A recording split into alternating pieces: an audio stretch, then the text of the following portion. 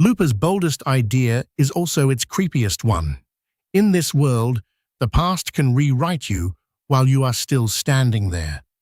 Rian Johnson's film, released in 2012, sets its dirty near future in Kansas in 2044. Society feels frayed, not futuristic. Poverty and addiction are everywhere, and crime runs on routine. Time travel exists, but only in the future. It gets invented in the 2070s, outlawed almost immediately, and then absorbed by organized crime anyway. That choice, making time travel illegal from day one, is one of the movie's most realistic instincts. A technology that breaks causal order would be a governance nightmare. It would enable blackmail, evidence erasure, market manipulation, and murder without bodies. So the film treats time travel less like a tourist attraction and more like contraband infrastructure. The first users are not historians, they are syndicates. From there, the movie builds a grim, believable workflow around an impossible machine. In the future, surveillance and disposal make murder difficult, so the mob exports the mess into a less monitored past. Victims get sent back 30 years, bound and hooded, to a tarp at a known time. A hired assassin, a looper, waits with a blunderbuss, shoots on arrival, takes payment strapped to the body, and disposes of it. It is brutal because it is administratively simple. The system has one final clause. Eventually, the victim arriving on the tarp is the looper's own older self. Killing him is closing the loop, and the payment switches from silver to gold. Then the looper has 30 years to spend the money before the syndicate comes for him anyway. It is retirement as execution, made tolerable by denial and distance. The central scientific hook is not the machine, though. It is the kind of timeline the film uses. Looper does not commit to clean branching, where every change creates a new world and the old one remains intact. It also avoids strict self-consistency, where everything that happens in the past was always part of history. Instead, it runs on a hybrid that feels like wet paint.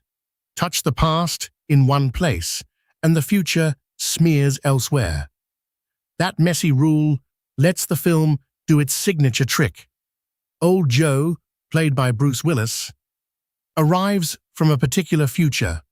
Young Joe, played by Joseph Gordon-Levitt, can still make choices that destabilize it. Old Joe's knowledge becomes both useful and unreliable. He can act with purpose, but he cannot lock reality into inevitability. Then the movie pushes the concept into body horror. In the Seth subplot, the mob captures young Seth and mutilates him piece by piece. Old Seth tries to run, and changes appear on his body in real time.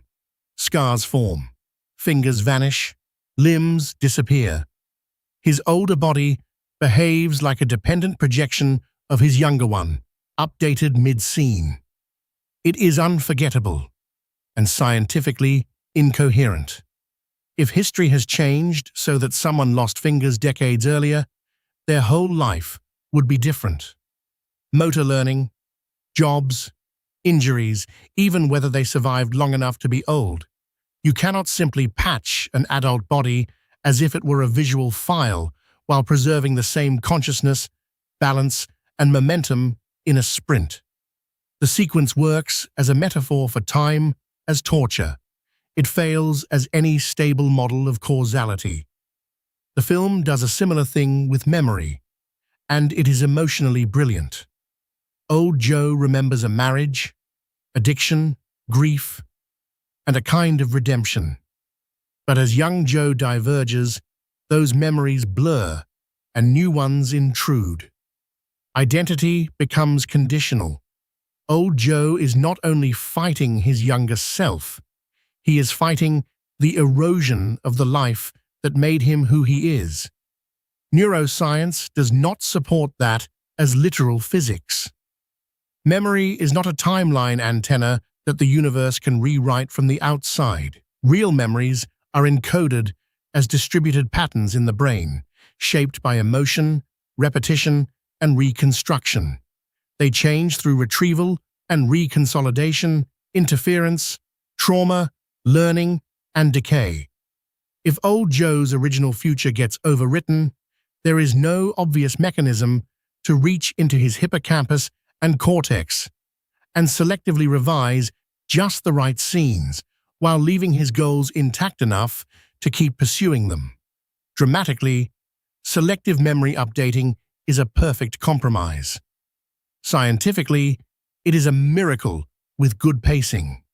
The biggest break from reality, though, is not time travel. It is telekinesis. In this world, about 10% of people have a low-level TK mutation. Usually, it is a party trick, like floating a coin. But one child, Sid, has it at catastrophic scale. When he panics, adults and furniture lift into the air.